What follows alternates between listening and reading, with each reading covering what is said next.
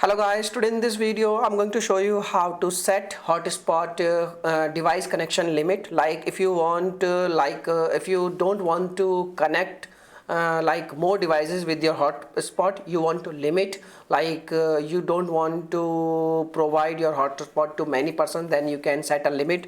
So you need to click on settings, and once you click on settings you need to type in your search bar, over here you need to search over here, and once you click on hotspot and you need to type hotspot, you need to click on first one option, and over here you need to scroll down. You will see maximum number of connections, or you can say connections limit. Okay, so you need to click on this option, and over here you can select anyone. Like if I'm going to select like two, I'm not able to connect more than two mobiles. When two mobile, or you can say when two devices connect with my device, then my Wi-Fi, or you can say my hotspot give limits, and not more than two devices will connect with this device, okay, with this hotspot. Okay, so by using this method you can easily set a connection limit in your hotspot. So this is the video. If this video will helpful, please hit a like button, and thanks for watching this video, my dear friends. Bye bye.